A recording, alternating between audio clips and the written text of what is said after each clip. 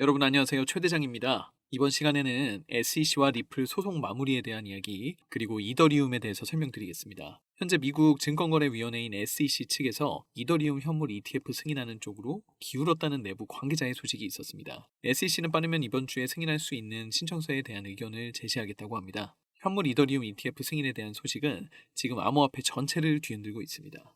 미국 기관 자체에서 관리 감독을 진행하는 공시 사이트를 보면 직접 SEC 측에 대한 공시와 미국 정부에 대한 이더리움 ETF 승인에 따른 바이든 정부의 크립토 완화 정책까지 다양한 보고가 올라오고 있습니다. 먼저 첫 번째, SEC 위원장인 게리 겐슬러는 바이든 대통령의 소속으로 ETF 승인과 관련해 바이든 대통령이 긍정적인 의견을 제시한다면 게리 겐슬러는 이를 참고해서 승인할 것이라는 소식이 추가로 나왔습니다. 암호화폐 시장에 대해서 바이든 행정부는 긍정적인 자세를 취하고 있다는 것을 알 수 있습니다. 두 번째 내용을 보자면 이더리움 고래 집단이 이번 랠리에서 포모 징후를 보이지 않았다고 합니다. 현재 승인 가능성에 대해서 이더리움이 30% 이상 반등하고 있는데요. 지난 23년 9월 이후 가장 낙관적인 신호입니다. 하지만 현재 이더리움 지갑 상태는 대형 고래보다 소형 이더리움 지갑 수가 더 많다고 합니다. 지난 1년간 고래들이 지갑이 10% 이상 감소한 것을 보았을 때 이번 시장 랠리에 참여하지 않았음을 알 수 있었습니다. ETF 승인과 관련해서 거절 또는 연기로 인해 암호화폐 공황이 발생할 수 있기 때문에 이더리움 고래들이 현지 시장 분위기에 따라서 이탈한 것으로 보여집니다. 자, 이렇게 이탈한 고래들은 어디로 움직이느냐? 바로 리플, XRP로 움직입니다. 리플과 SEC의 소송 전쟁이 곧 마무리된다는 건 다들 알고 계시죠? 리플이 살짝 가격이 약세를 보일 때 고래들이 이 틈을 파고들어서 3억 3,300만 개 코인을 이동시켰습니다. 무려 하나로 750억 원 이상이 되고요.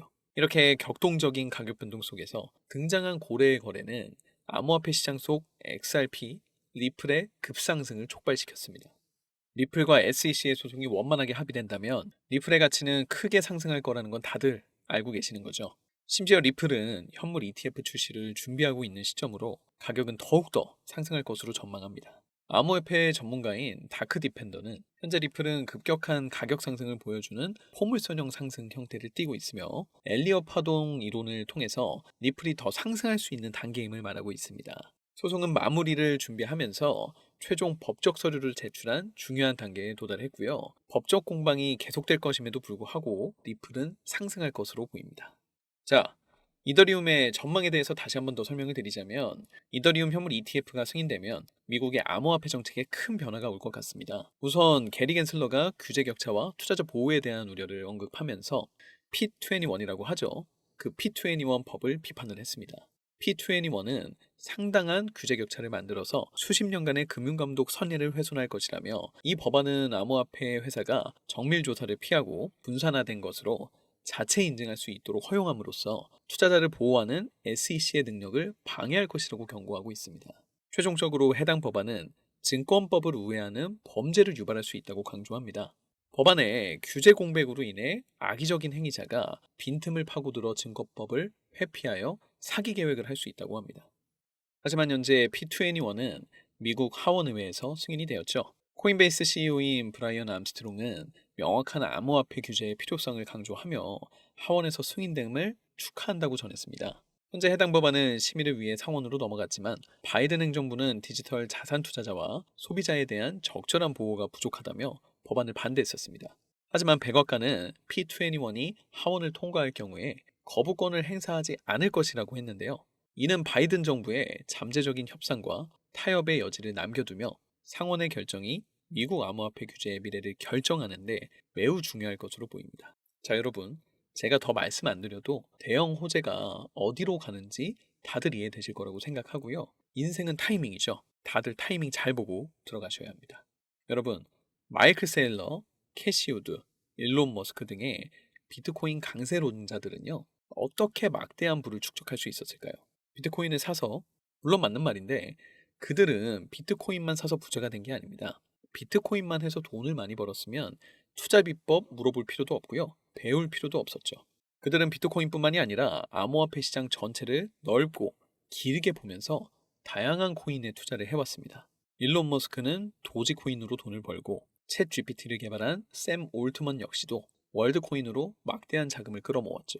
NFT, 밈코인, AI 코인 그런 투자로 자신의 회사 자본과 자신의 부를 더욱더 키워왔습니다. 그리고 지금 우리에게도 기회가 찾아왔습니다.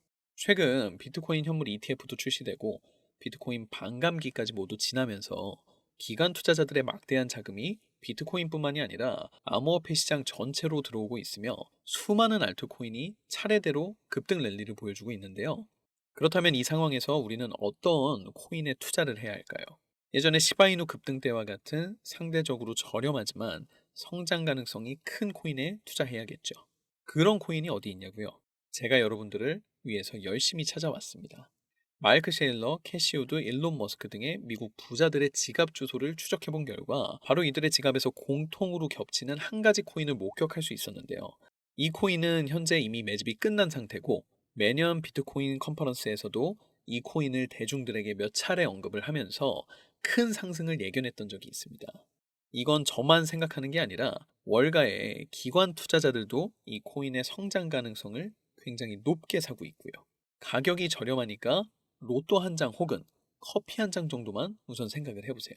예를 들어서 예전에 시바이누 300% 정도 급등했었으니까 5,000원이 15,000원이 되는 기적. 그 기적을 다시 볼 수 있습니다. 커피 한 잔 덜 마시고 한번 해보시면 좋겠죠.